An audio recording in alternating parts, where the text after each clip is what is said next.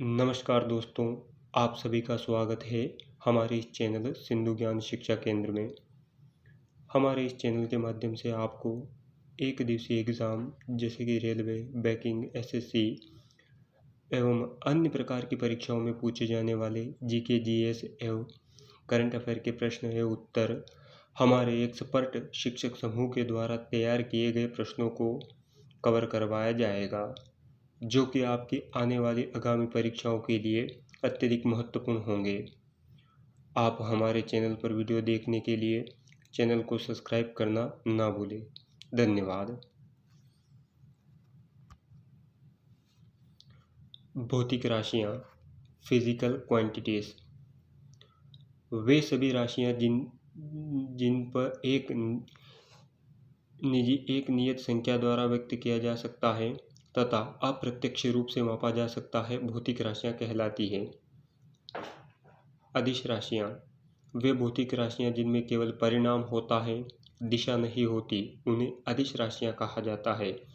उदाहरण: दूरी, द्रव्यमान, चाल, आयतन, कार्य, समय, ऊर्जा, विद्युत धारा, ताप एवं दाब को अदिश राशियाँ कहा जाता है।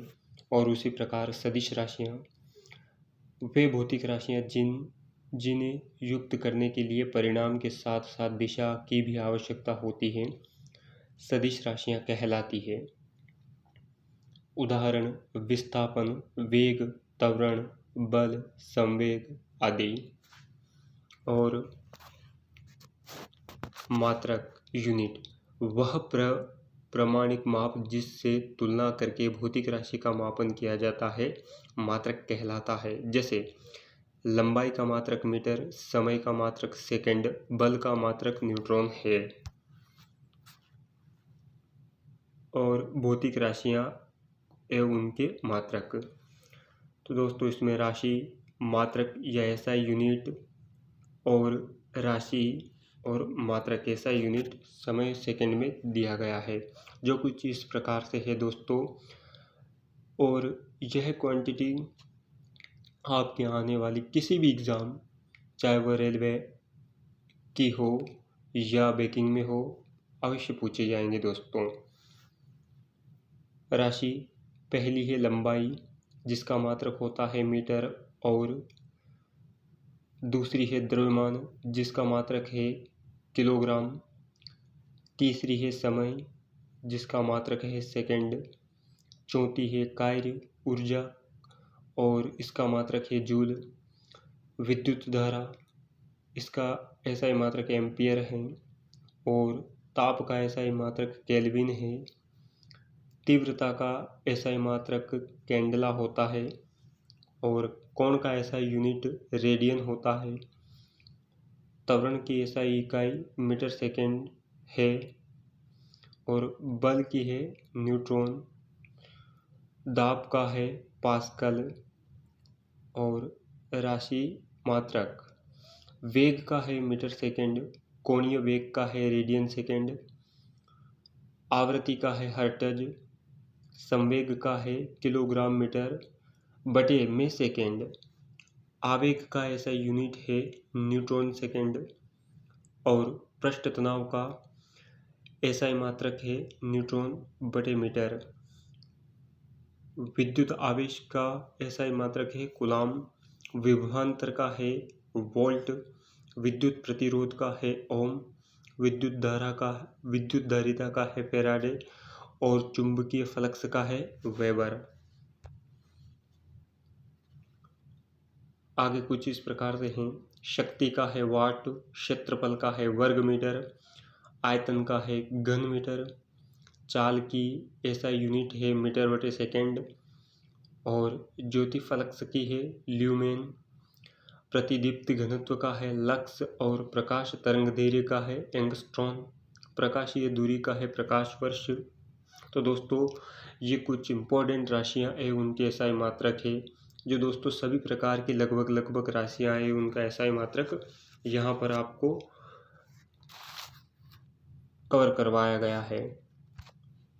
और आगे प्रश्न कुछ इस प्रकार से है।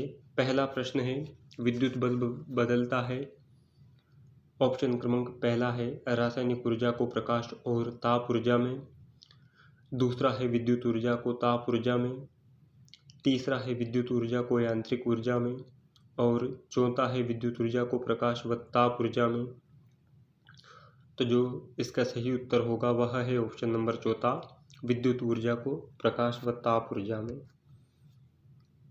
दूसरा प्रश्न है आवेग को किस से परिभाषित किया जाता है? पहला है बल इंटू समय और फोर्स इंटू टाइम, दूसरा है बल इंटू दूरी या फोर्स इंटू डिस्टेंस, तीसरा है बल इंटू आवृत्ति, फोर्स इंटू फ्रीक्वेंसी और चौथा ऑप्शन है बल इंटू दबाव या फोर्स इंटू प्रेशर। तो आवेग को जो परिभाषित किया जाता है दोस्तों वह बल इंटू समय में, इसलिए इसका जो उत्तर होगा वह है ऑप्शन नंबर पहला, बल इंटू समय। दूसरा प्रश्न है निम्न में से कौन सा तत्व विद्युत का अच्छा चालक है? पहला ऑप्शन है हीरा, दूसरा है ग्रेफाइट, तीसरा है कोयला और चौथा है ग्रेनाइट। तो जो इसका सही उत्तर होगा वह है ऑप्शन नंबर दूसरा, ग्रेफाइट। चौथा प्रश्न है फ्यूज तार में प्रयुक्त तार होता है जिसका पहला ऑप्शन है गलनांक काफ़ी अधिक होता है और दूसरा ऑप्शन है गलनांक काफ़ी कम होता है, तीसरा ऑप्शन है गलनांक औसत होता है, चौथा ऑप्शन है गलनांक निम्न एवं उच्च होता है। तो इसका जो सही उत्तर होगा वह है ऑप्शन नंबर दूसरा, गलनांक काफ़ी कम होता है। पांचवा प्रश्न है बैलगाड़ी को खींचते समय बैलों के द्वारा किस तरह का बल लगाया जाता है? पहला ऑप्शन है यांत्रिक बल, दूसरा है कृषि बल, तीसरा है गुरुत्वाकर्षण बल और चौथा है चुंबकीय बल। तो इसका जो होगा वह है ऑप्शन नंबर दूसरा, कृषि बल। और छठा प्रश्न है निम्नलिखित में से कौन सा कथन असत्य है? पहला ऑप्शन है गर्म होने पर फोर्स में प्रसार होता है और ठंडा करने पर यह सिकुड़ता है, दूसरा ऑप्शन है भिन्न भिन्न पदार्थों का क्वथनांक और गलनांक अलग अलग होता है, तीसरा ऑप्शन है पानी की अपेक्षा पारे का गलनांक काफ़ी कम होता है, चौथा है उपरोक्त में से कोई नहीं। तो जो इसका सही उत्तर है वह है ऑप्शन नंबर तीसरा, पानी की अपेक्षा पारे का गलनांक काफ़ी कम होता है। सातवां प्रश्न है आमतौर पर क्रीम सेपरेटर, ड्राई क्लीनर आदि में प्रयुक्त हल्की और भारी कणिकाओं को अलग करने के लिए किस बल का अनुप्रयोग किया जाता है? पहला ऑप्शन है अपकेंद्रीय, दूसरा है अभिकेंद्रीय, तीसरा है घर्षणात्मक और चौथा है उपरोक्त में से कोई नहीं। तो जो इसका सही उत्तर होगा वह है ऑप्शन नंबर पहला, अपकेंद्रीय। और आठवां प्रश्न है मनुष्य किस आवृत्ति की ध्वनि तरंग सुन सकता है?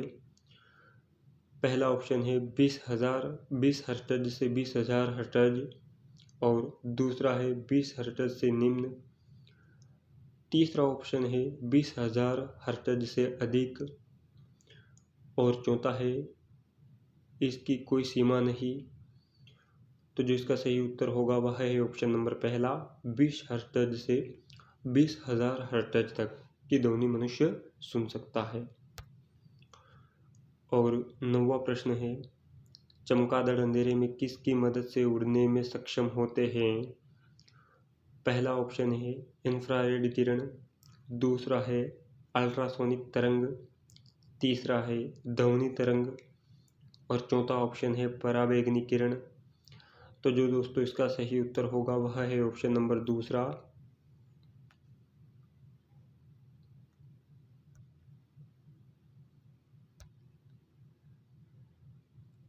अल्ट्रासोनिक तरंग।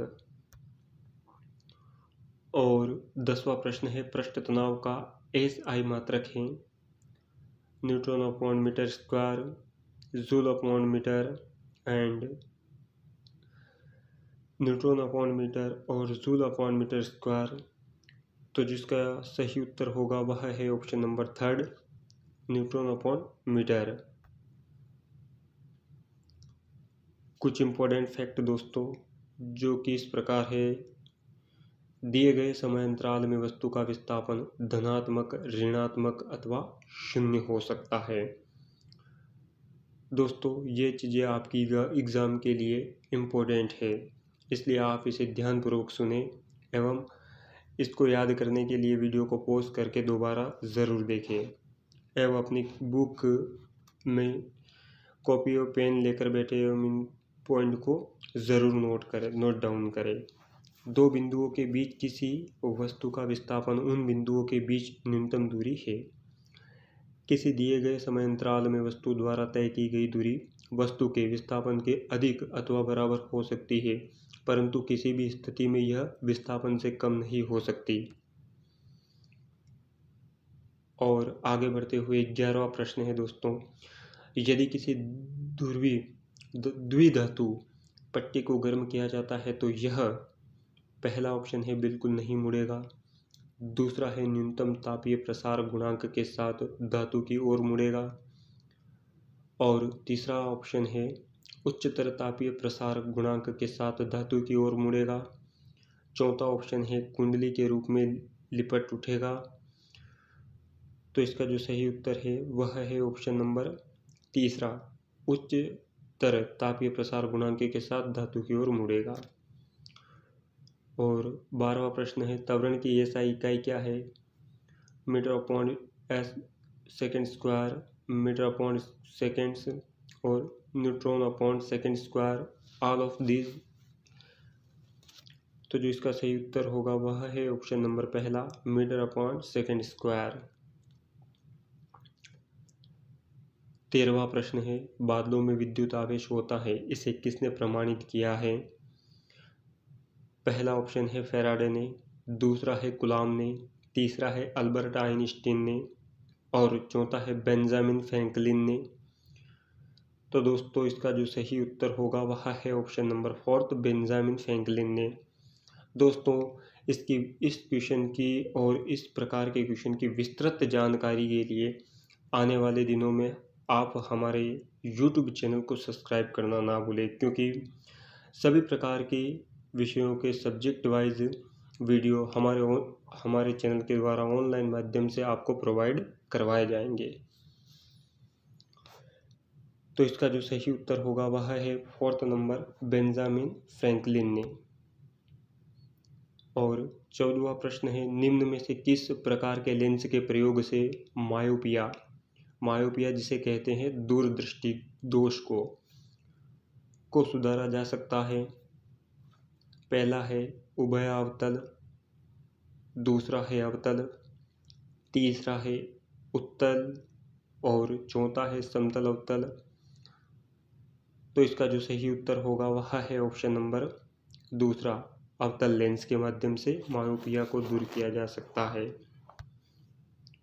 और 15वां प्रश्न है, अपवर्तनांक से सटीक माप हेतु निम्न में से कौन सा यंत्र उपयोग किया जाता है?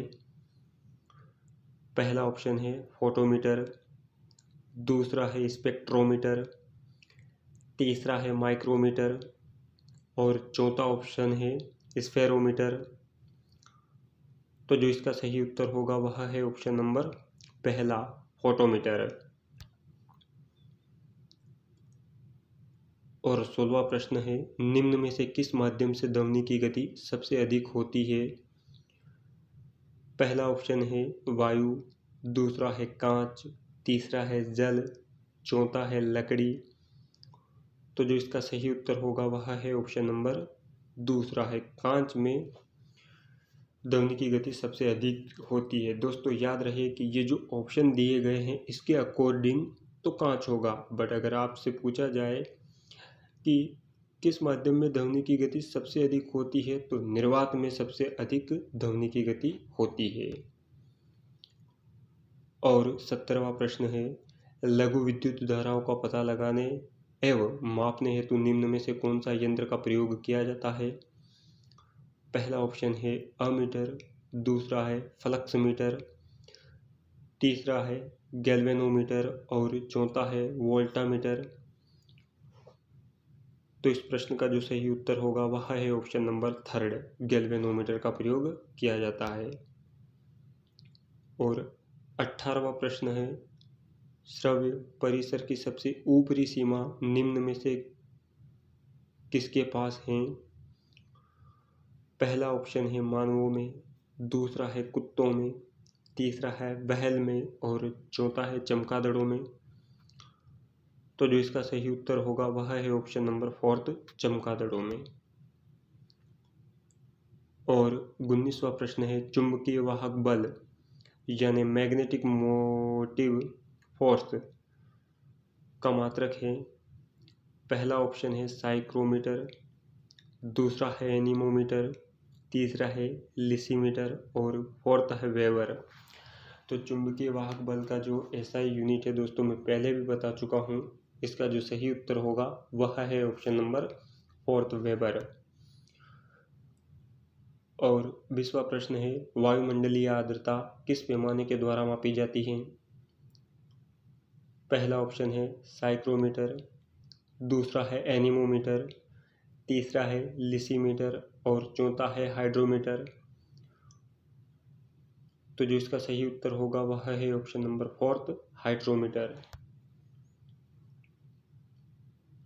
कुछ इंपॉर्टेंट फैक्ट दोस्तों इस प्रकार से है, जिसमें नियत त्वरण वाली गति के समीकरण को दर्शाया गया है, यानी इक्वेशन ऑफ यूनिफॉर्मली एक्यूरेटेड मोशन। इसके मुख्यतः 3 समीकरण है। पहला है गति का प्रथम समीकरण, जो कुछ इस प्रकार से हैं। दोस्तों इस पॉइंट को आप ध्यानपूर्वक सुने एवं अपने कॉपी में ज़रूर नोट डाउन करें।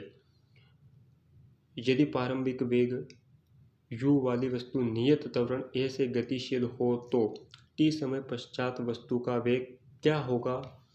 ऐसा करके ने आपको क्वेश्चन दिया जाएगा और समीकरण दे दी जाएगी दोस्तों। तो जो इसका सही होगा म्यू बराबर u बराबरी पर mu plus a plus T. और गति का द्वितीय समीकरण इस प्रकार से है, यदि प्रारंभिक वेग म्यू वाली वस्तु नियत त्वरण a से गतिशील हो तो t समय में वस्तु द्वारा चली गई दूरी बराबर पर होगी। तो इसका जो फार्मूला है दोस्तों वो s है, s बराबर म्यू t प्लस 1/2 AT²। और गति का तीसरा समीकरण है s दूरी तय करने में वस्तु द्वारा प्राप्त वेग, जो कि इस प्रकार से है v² plus v² equal to mu square plus 2as। और प्रश्न क्रमांक 21वां है, स्वच्छ रातें बादल छाई रातों की तुलना में किस कारण ज़्यादा ठंडी लगती हैं? पहला ऑप्शन है वियोजन के कारण, दूसरा है संगठन के कारण, तीसरा है विकिरण के कारण और चौथा है अवक्षेपण के कारण। तो दोस्तों जो इसका सही उत्तर होगा वह है ऑप्शन नंबर पहला, वियोजन के कारण। 22वां प्रश्न है, स्थायी चुंबक यानी परमानेंट मैग्नेट किससे बनाई जाता है? पहला ऑप्शन है कोबाल्ट, दूसरा है एल्यूमिनियम, तीसरा है जस्ता, चौथा है शीशा। तो जो इसका सही उत्तर होगा वह है ऑप्शन नंबर पहला, कोबाल्ट से बनाई जाती है स्थायी चुंबक। और 23वां प्रश्न है, संवेग की वही इकाई है जो कि है बल आघूर्ण की, दूसरा है बल युग्म की, तीसरा है आवेग की और चौथा है संवेग आघूर्ण की। तो जो इसका सही उत्तर होगा वह है ऑप्शन नंबर तीसरा, आवेग की।